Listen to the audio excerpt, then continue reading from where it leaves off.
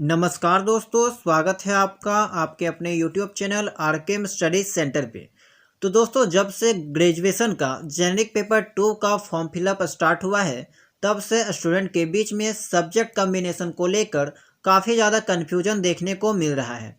तो इस वीडियो में हम आपको इसी कन्फ्यूजन को दूर करने वाले हैं, इसीलिए इस वीडियो को लास्ट तक जरूर देखिएगा, क्योंकि यह एक गलती ऐसा है जो आपको यहाँ पे कोई भी टीचिंग का फॉर्म फिलअप करने के लिए अयोग्य बना सकता है। ठीक है, आपका अगर सब्जेक्ट कम्बिनेशन सही नहीं रहेगा तो आप सेंट्रल लेवल का या फिर स्टेट लेवल का जो टीजीटी का फॉर्म होता है उसको फिलअप नहीं कर पाएंगे। ठीक है, तो चलिए इस वीडियो में हम लोग बात करते हैं कि आपको कौन कौन सा सब्जेक्ट कम्बिनेशन जो है वो रखना है। तो यहाँ पे अगर सब्जेक्ट कम्बिनेशन के बारे में बात करें तो जनरली 2 टाइप्स के वैकेंसी में यहाँ पे सब्जेक्ट कम्बिनेशन आपसे मांगा जाता है। एक सेंट्रल लेवल के वैकेंसी में और दूसरा स्टेट लेवल के वैकेंसी में, और ये जो वैकेंसी होती है आपका टीजीटी लेवल का होता है। ठीक है, अब यहाँ पे अगर आप एसएसटी का टीचर बनना चाहते हैं, ठीक है, तो आपके पास कौन कौन सा सब्जेक्ट होना ही चाहिए। तो दोस्तों, वैसे स्टूडेंट्स जिनके पास पॉलिटिकल साइंस जो है वो ऑनर्स है, तो उनके जेनेरिक पेपर में इन दोनों में से कोई एक सब्जेक्ट होना ही चाहिए। जियोग्राफी या हिस्ट्री, इन दोनों में से आपके पास मैंडेटरी है एक सब्जेक्ट होना चाहिए, चाहे आप इसे जेनेरिक पेपर 1 में रखें या जेनेरिक पेपर 2 में रखें। इसके अलावा आप कोई भी पेपर रख सकते हैं, लेकिन ये दोनों में से एक जो है वो आपके पास होना चाहिए। अगर आपने जेनेरिक पेपर 1 में जियोग्राफी या हिस्ट्री ले रखा है तो आपके लिए अच्छी बात है कि आपका यहाँ पे कम्बिनेशन जो है वो फुलफिल हो रहा है। लेकिन आपने जेनेरिक पेपर 1 में जो है वो जियोग्राफी या हिस्ट्री के अलावा कोई और सब्जेक्ट ले रखा है, तो आपको जेनेरिक पेपर 2 में जो है वो यही दोनों सब्जेक्ट में से किसी एक का सिलेक्शन करना है, नहीं तो आप बहुत बुरे फंस जाओगे। ठीक है, तो इस चीज़ को आपको ध्यान में रखना है।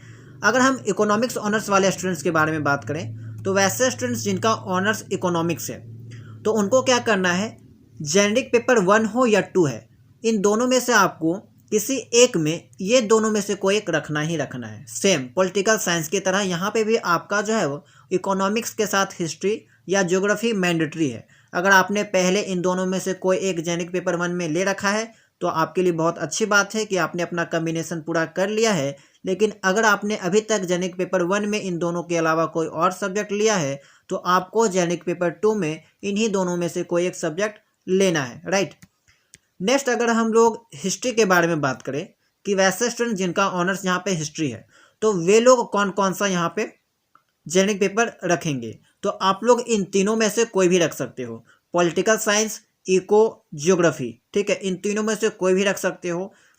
सेकेंड में भी इन तीनों में से कोई भी रख सकते हो। अगर जेनेरिक पेपर 1 में पॉलिटिकल साइंस रखते हो तो आपका जेनेरिक पेपर 2 में इको रख सकते हो, जियोग्राफी रख सकते हो, कोई भी आप लोग रख सकते हो। सेम ज्योग्राफी जिनका ऑनर्स है वे लोग भी इन तीनों के अलावा कोई भी रख सकते हो। पॉलिटिकल साइंस, इको, हिस्ट्री, इन तीनों में से एक तो रख ही सकते हो। इसके साथ भी दूसरा जेनेरिक पेपर में कोई और सब्जेक्ट, सोशियोलॉजी, होम साइंस, ये सब भी कुछ भी रख सकते हो। लेकिन यहाँ पे जिसका जिसका मैंने नाम लिखा है, ठीक है, ये सब आपका मैंडेटरी है। दोनों जेनेरिक पेपर में से किसी एक जेनेरिक पेपर में ये सब पेपर आपके पास होना ही चाहिए। ठीक है, तो एसएसटी के टीचर बनने के लिए कंपलसरी सब्जेक्ट यहाँ पे क्या हो गया आपका, देख सकते हैं, हिस्ट्री और जियोग्राफी बहुत मैंडेटरी कंपलसरी सब्जेक्ट है। इसके बिना आप एसएसटी का टीचर नहीं बन सकते। अगर ये ऑनर्स आपका है तो बहुत अच्छी बात है, एंड इसके अलावा कोई और ऑनर्स है जैसे कि पॉलिटिकल साइंस, इकोनॉमिक्स, तो आपको ये सब्जेक्ट लेना ही लेना है जेनेरिक पेपर में। तो दोस्तों, आई होप कि आपको ये एसएसटी वाला कम्बिनेशन जो है वो समझ में आ गया होगा। अब हम लोग बात करते हैं साइंस में क्या कम्बिनेशन बनता है। ठीक है, जनरली जो ये कम्बिनेशन वाला जो सिस्टम है वो आपको एसएसटी और साइंस के टीचर में ही देखने को मिलता है। ठीक है, तो वैसे स्टूडेंट्स जिनका यहाँ पे फिजिक्स ऑनर्स है तो वो लोग क्या करेंगे, यहाँ पे मैथ और केमिस्ट्री रखेंगे। अगर आपने जेनेरिक पेपर 1 में मैथ रखा है तो आपको जेनेरिक पेपर 2 में केमिस्ट्री रखना है। अगर आपने जेनेरिक पेपर 1 में आपने अगर केमिस्ट्री रखा है तो जेनेरिक पेपर 2 में आपको मैथ रखना ही रखना है। इसके अलावा आपको यहाँ पे कोई भी सब्जेक्ट नहीं रखना है। ठीक है, क्योंकि अगर देखा जाए तो जैसे कि झारखंड में कुछ देर पहले आपको लैब असिस्टेंट का फॉर्म निकला था, तो उसमें आपको फिजिक्स के साथ जो है वो केमिस्ट्री मांगा गया था। लेकिन वहीं अगर आप झारखंड में टीजीटी का फॉर्म फिलअप करोगे तो आपको फिजिक्स के साथ मैथ मांगा जाएगा। फिजिक्स के साथ मैथ जो है वो बहुत बहुत आवश्यक है। ठीक है, तो आप इस चीज़ को स्किप नहीं कर सकते हो। ठीक है, अब अगर हम लोग केमिस्ट्री ऑनर्स के बारे में बात करें तो वैसे स्टूडेंट्स जिनका केमिस्ट्री ऑनर्स है तो उनके लिए बायोलॉजी का सब्जेक्ट मैंडेटरी है। केमिस्ट्री के साथ बायोलॉजी होना ही चाहिए। बायोलॉजी में या तो आपके पास जूलॉजी होना चाहिए या बॉटनी होना चाहिए। तो आप लोग जेनरिक पेपर 1 में इन दोनों में से कोई एक अगर रखे होंगे तो अच्छी बात है। अगर आपने फिजिक्स रखा होगा तो जेनिक पेपर 2 में इनमें से कोई एक जरूर रखिएगा, और अगर आपने जेनिक पेपर 1 में इसे ले रखा होगा तो जेनिक पेपर 2 में इसे आप रख सकते हैं, राइट। अब आगे अगर हम बात करें जूलॉजी के बारे में तो वैसे स्टूडेंट्स जिनका जूलॉजी ऑनर्स है उनको क्या चाहिए, उनके लिए यहाँ पे केमिस्ट्री मैंडेटरी हो जाता है।